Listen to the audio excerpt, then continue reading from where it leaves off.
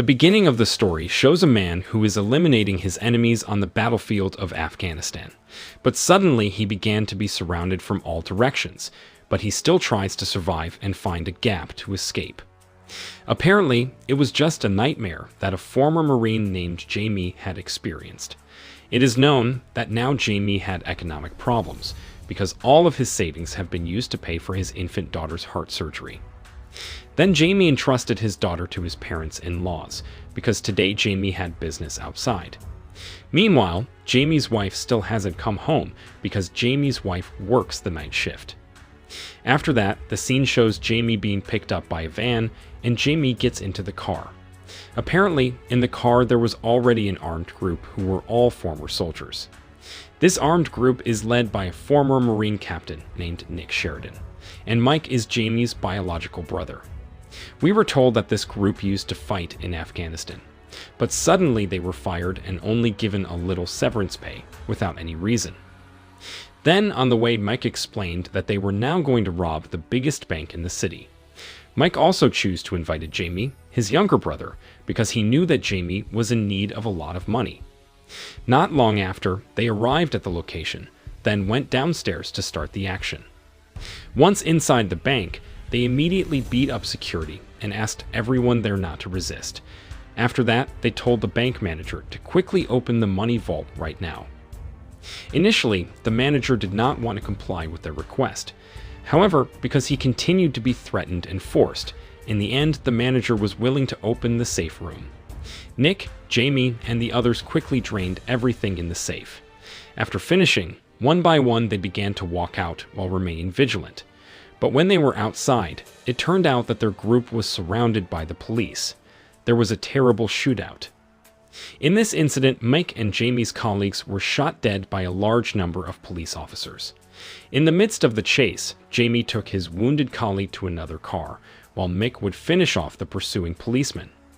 After finishing off several policemen, Mick immediately got into the car and they tried to escape. Within minutes, their robbery was all over the national news, including social media. Meanwhile, Mick, Jamie, and one of their colleagues were now in a quiet place, and they went straight back to changing their car. Then they planned to go to the house of one of their friends to treat their wounds that were getting worse. Before leaving, Mike did not forget to blow up the car that had been taken as an effort to eliminate traces. In the evening, the scene moves to an FBI chief named Agent Frank Ross, who is assigned to process the robbery crime scene. Here, Agent Ross has gathered all the bank tellers to be questioned about the perpetrators of the robbery. One of the tellers explained that the perpetrators were heavily armed and wearing face coverings, so none of them could give any more information. Knowing this, Agent Ross thanked the tellers for their willingness to provide information. Then he allowed them to go home. On the other side, seeing Jamie, Nick, and one of their colleagues who have just arrived at the house of their best friend named Bill or Billy Gregory. But here, Mick suddenly beat Bill because he thought that Bill had leaked this robbery to the police. Bill swears that he never leaked it to anyone. Meanwhile, the reason Bill did not participate in the robbery this afternoon was because Bill's mother had just died. Hearing this, Mike finally believed and asked Bill to treat his injured partner. Not long after, Mike asked Bill about how they would laundering the money from this robbery. Because after all, the robbery money must be easily traced. Bill replied that there was a group of gangsters in town who accepted money laundering services. However, the fee is about 40 or 50% of their total money. With no other choice, Mike agreed and asked Bill to arrange a meeting with the gangsters right now. At the same time, they suddenly had a woman, which turned out to be Jamie's wife. Jamie's wife was very angry when she found out Jamie had committed robbery and killed many policemen. Here Jamie calms his wife by saying that they will definitely be fine. Jamie also promised to take his wife and their daughter to a village in Peru after everything was done. In the end, Jamie's wife calming down. But from now on, she wants to go wherever Jamie goes. Back to Bill, who is now contacting the boss gangster to laundering money. But here, the boss gangster actually increased his cut service to 70%, whereas it was usually only 40 or 50%. Before agreeing to it, Bill had asked Jamie first, whether they would agree to the offer from the boss gangster. Jamie, who didn't want to bother and wanted to get things done quickly, agreed without telling Mick, the brother, first. In the end, Bill asked the boss gangster to make the transaction at a location right now. In no time, Jamie and his wife were already at the location to conduct the money laundering transaction with the boss's men. Shortly after, some of the boss's men finally arrived. Here Jamie asked his wife to stay in the car while he and Mike, his brother, would meet the gangsters. Then the gangsters also gave some money according to the initial agreement to exchange for the robbery money. However, Mike had not been told about the new deal, so he felt strange why the money given by the gangsters was only a little. Jamie finally told him that the gangsters wanted 70% for service. Hearing that, Mike was annoyed with Jamie for only telling him now then. Mike negotiated again with the boss gangster's men, but they refused. In fact, they also insulted Mike. Then this is what Mike did. He brutalized and shot all the gangsters, but unfortunately, one of them still can't escape. Mike and Jamie then took back all the money, including the gangsters' money, and hurried away. Meanwhile, the gangsters who had escaped earlier were now contacting the boss to tell him that the transaction had failed. In fact, all the members were dead, including the boss gangster's younger brother who had led the transaction. Hearing this, the boss gangster was furious. Then he asked all his members to quickly hunt them down. The scene switches to the FBI office, where Agent Ross is seen interrogating the bank manager. Here the bank manager said that the robbers were highly trained like military members. In fact, the manager also saw tattoos on the hands of 2 robbers with Marine symbols.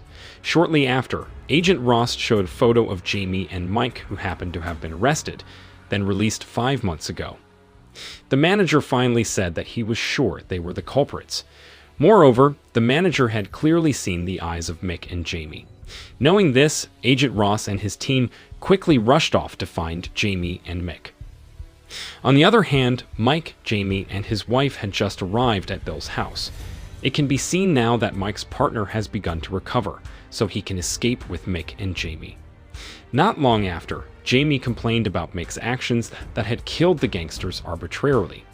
Because of that, it will only adjust problems for them.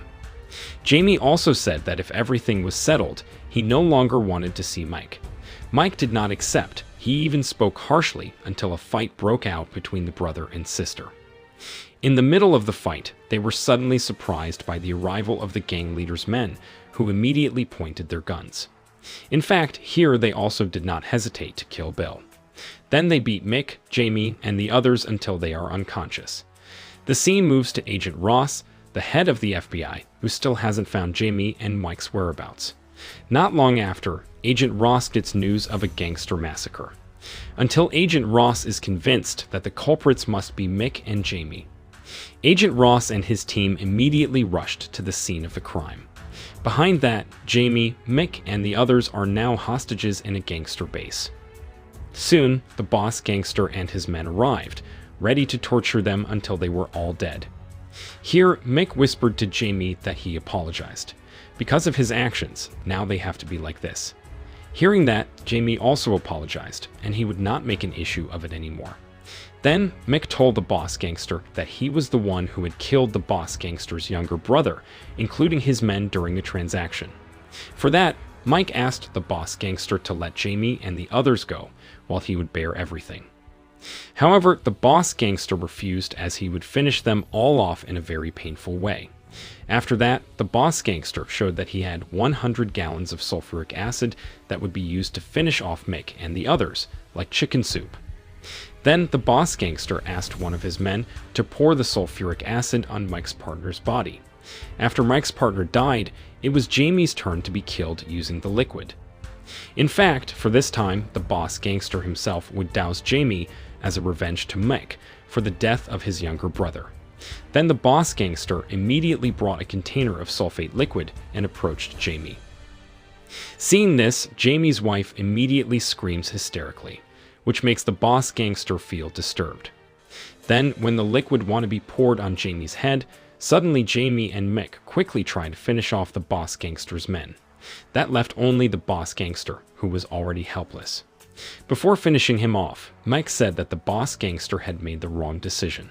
In fact, Mick had previously requested that he be killed. After that, Mike, Jamie, and his wife immediately went out while carrying a bag containing the robbery money, including the boss gangster's money. After leaving, Mike asked Jamie and his wife to flee to the west. Mike himself, meanwhile, would go east. However, while on the runaway, Jamie and his wife were surrounded by the police, and they were immediately cornered. Here Jamie felt that he had been framed by Mick, because earlier Mike was the one who asked them to go west. Then Jamie put down his gun, and now he can only surrender for what will happen.